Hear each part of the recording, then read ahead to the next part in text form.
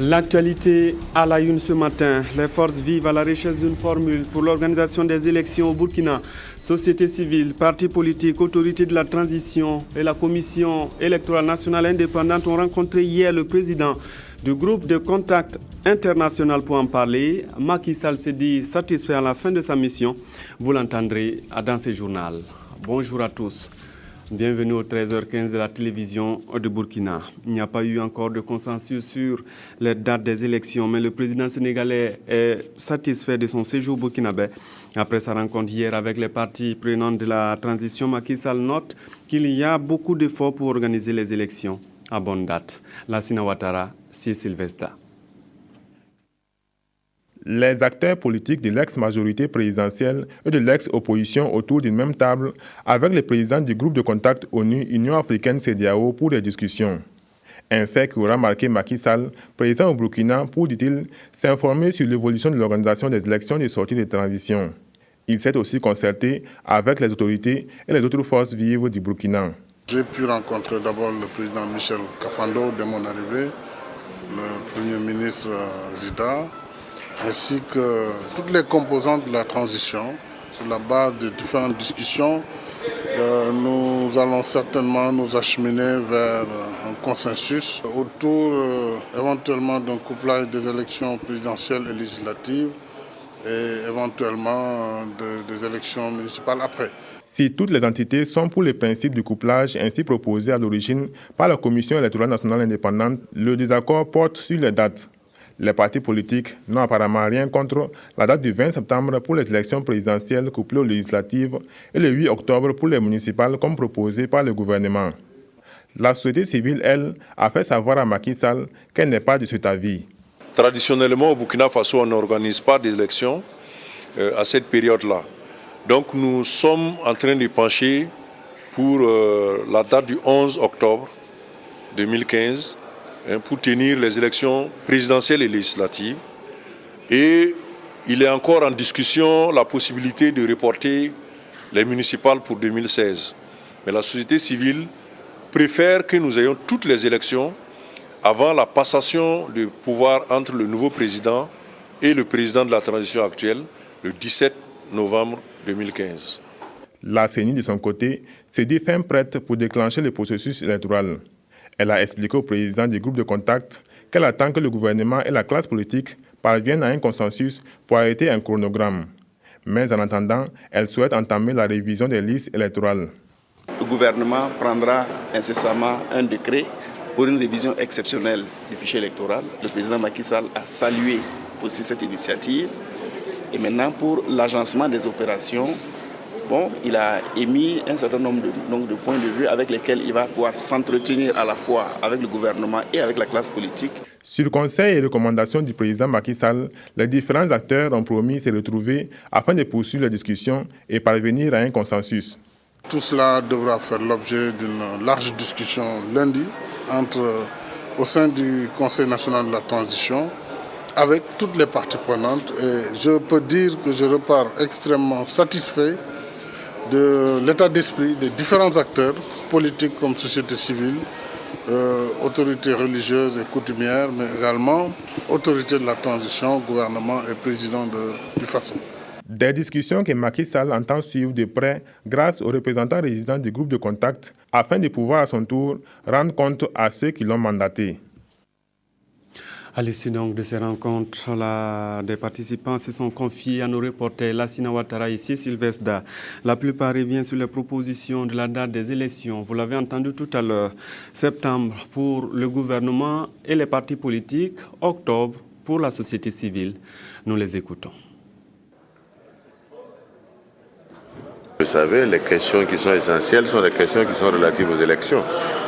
Donc il s'agit de nous encourager à trouver un consensus sur le calendrier électoral, de manière à ce que la date du 17 novembre, qui est la date de la fin de la transition, puisse être respectée. Deuxièmement, il s'agissait pour lui également de venir rencontrer les partenaires pour les encourager à soutenir également la transition, aussi bien dans des projets pour le pays, mais également notamment dans l'organisation des élections. Nous avons essayé d'examiner. Nous avons pris bonne note surtout des conseils très avisés qu'il nous a donnés. Les concertations se poursuivent au sein de la classe politique, mais j'ai bon espoir qu'après la rencontre qui est prévue entre la classe politique et le gouvernement lundi, on pourra conclure définitivement sur ces différents points. Pour notre part, nos partis de l'ancienne majorité et du Front républicain, nous sommes d'accord. Nous approuvons ce calendrier électoral qui permet d'organiser les élections présidentielles et législatives couplées avant la fin de la transition. Il est possible que les contraintes de délai fassent que les municipales soient reportées en 2016, d'abord à cause du délai, et également à cause des contraintes budgétaires. Si tout est organisé de telle sorte que le plus tôt possible, lorsque le nouveau régime sera entré en exercice, que les municipales puissent avoir lieu également, nous souscrivons à ce calendrier-là. Si nous pouvons participer à ces élections dans les mêmes conditions, avec les mêmes libertés, avec les mêmes droits que n'importe lequel des partis politiques, à ce moment-là, cela nous convient. Nous avons mis l'accent sur la question de la Constitution, sur laquelle beaucoup de citoyens burkinabés voudraient, ne serait-ce qu'à titre symbolique, voir un passage de la 4e République à la 5e République, avec en particulier la modification de la répartition des pouvoirs entre le président de la République et le Premier ministre, de telle sorte à avoir plus de démocratie et un rôle plus important de la population. La question aussi des candidatures indépendantes a été une préoccupation pour la société civile. Son Excellence Macky Sall nous a fait le point de tous les entretiens qu'il a eus avec les différentes composantes qui sont passées avant nous. Il en a fait une synthèse. Là où il y a des points de consensus, il nous les a cités. Là où il y a des points de débat, il nous les a précisés. Il nous a demandé au niveau du CNT pour qu'on puisse aussi s'inscrire dans ce consensus-là pour qu'on puisse parvenir rapidement à des élections. Nous avons été conviés aussi au dialogue de famille, à la palabre de la famille. Nous avons eu à entendre des propositions qui sont faites en vue de la marche réussie de notre transition. Alors si nous avons un souhait, c'est d'abord remercier la communauté internationale qui nous accompagne. En outre, nous souhaitons que tous les protagonistes de la scène politique puissent vraiment s'impliquer, faire un sursaut de civisme en vue du bien commun. À la fin de cette année, le monde doit réfléchir sur 2 textes pour remplacer les objectifs du millénaire pour le développement. Une campagne appelée Action 2015 veut amener les leaders du monde à s'y engager. Les autorités burkinabées aussi. La coalition Action Burkina 2015 est allée remettre un message au président du Conseil national de la transition, Harouna Maré. La signature apposée sur la banderole, le président du Conseil national de la transition matérialise ainsi sa disponibilité à soutenir la coalition Action 2015. Une initiative internationale qui vise à inciter les leaders mondiaux à plus d'engagement pour un avenir meilleur. Les OMD adoptés en 2000 ont régi la gouvernance mondiale pendant 15 ans. Ils sont à terme avec des résultats plus ou moins satisfaisants. Beaucoup d'enfants ne sont pas encore à l'école. La pauvreté, si elle n'a pas stagné, a augmenté dans certains cas.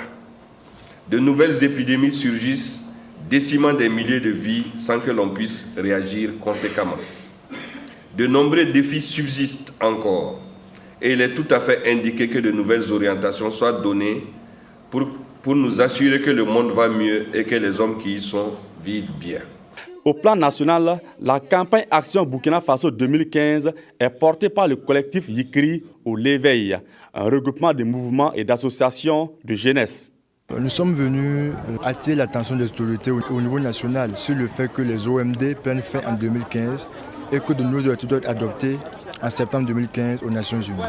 Et nous estimons que les OMD n'ont pas tenu toutes leurs promesses, mais il est extrêmement important que nos gouvernants aient de l'ambition pour agrandir des objectifs beaucoup plus ambitieux pour donner une meilleure qualité de vie aux populations du Burkina Faso. Et nous avons donc demandé au président du CNT d'être notre champion dans ce sens-là. D'ores et déjà, Chérif Sy exprime l'engagement du Conseil national de la transition à participer activement au processus d'adoption des objectifs de développement durable dans le cadre de l'institution parlementaire. Dans la nuit du jeudi 15 janvier, un incendie a été constaté dans les locaux de l'hôtel Ibi à Ouagadougou. À l'arrivée de notre équipe de reportage, vous allez voir en image, les soldats du feu étaient à pied d'œuvre pour circonscrire les flammes. L'incendie serait parti d'une cuisine de l'hôtel. Vous le constatez donc en image, les soldats du feu à pied d'œuvre. Pour l'instant, les sapeurs-pompiers que vous apercevez, les agents de la Sonabel, n'ont pas donné de précision sur les origines de l'incendie. Ils ont estimé qu'il était trop tôt pour donner de plus amples informations. On ne déplore aucune perte en vie humaine.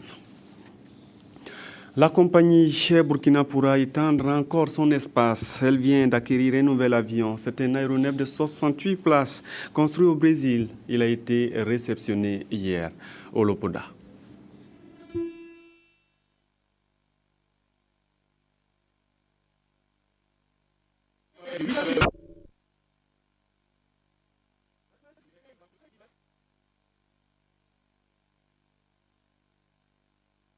Sa vitesse de croisière est de 888 km/h dans le ciel. L'Embraer 170, cet aéronef de conception brésilienne, fait désormais partie de la flotte d'Air Burkina. Cette masse de plus de 21 tonnes s'est posée à l'aéroport international de Ouagadougou aux environs de 17h GMT. Cet oiseau de fer, accueilli par des hurrahs, vient répondre à un souci de la compagnie Air Burkina, celui d'être en phase avec sa politique commerciale à travers un service de qualité. Nous avons estimé un jour que nous ne sommes plus à la hauteur au niveau qualité, nous ne sommes plus à la hauteur au niveau service que nous offrons à nos passagers et nous avons décidé de rentrer dans une autre ère qui est l'ère des avions de nouvelle génération. Et ce qui offre un service de qualité et qui va nous permettre de reconquérir notre clientèle et d'offrir ce que Air Burkina a su toujours pu offrir. L'Embraer 170 d'Air Burkina est un aéronef de 68 places, dont 56 en classe économique et 12 en classe affaires. Pour le confort, la sécurité et la performance, le choix est vite fait. C'est un avion qui est mieux adapté au trafic que nous avons aujourd'hui en Afrique de l'Ouest et qui va nous permettre aussi de multiplier les fréquences sur les différentes destinations que nous opérons et aussi de mettre en place un système de correspondance à partir de Ouagadougou. Visiblement, Air Burkina vise plus haut avec cette nouvelle trouvaille. Un nouvel avion qui a été acquis grâce à la fondation Aga Khan pour le développement économique. Un deuxième aéronef de type Embraer 170 est attendu pour mars 2015 en vue de renforcer la présence d'Air Burkina dans le ciel africain. On vous en parlait dans nos éditions d'hier. Des jeunes de Waïguya sont allés saccager les installations de Trou-Gol. Ces jeunes manifestants ont continué leur mouvement aujourd'hui pour cette fois entre les populations. Les jeunes sont allés détruire les domiciles des travailleurs qui résident sur place, y compris le domicile du maire. Le frère du chef serait grièvement blessé suite à ces affrontements. Les équipes de la RTV2 Nord reviendront sur cette information dans nos prochaines éditions. Un appareil de dialyse pour l'hôpital Yalgadou Ouedraogo, il a été offert par l'Égypte avec un ensemble d'équipements qui coûte 140 millions de francs à CFA. Cet appareil remis par l'ambassadeur Ishan Nagui vient à temps et permet de soulager la prise en charge des dialysés. Amandine Lalsaga. Un échographe, un aspirateur chirurgical, 4 générateurs de dialyse et des consommables médicaux. Voici la composition du lot d'équipements remis à l'hôpital Yalgadou Ouedraogo. Le geste est de l'ambassade de la République arabe d'Égypte. La valeur de ce don est estimée à plus de 140 millions de francs CFA. مناظير الجهاز الهضمي Ces équipements répondent aux besoins de l'hôpital, puisque c'est eux qui nous ont expliqué qu'ils avaient tant besoin de ces matériels, et c'est pour cela qu'ils ont répondu de cette manière.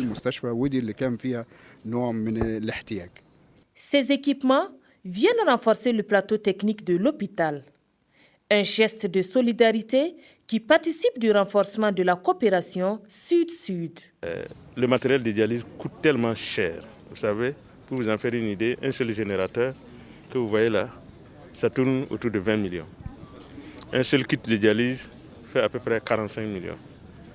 Et aujourd'hui, lorsqu'on vous dit que vous devez suivre des séances de dialyse, vous pouvez imaginer le cauchemar d'un Burkinabé moyen, même aisé.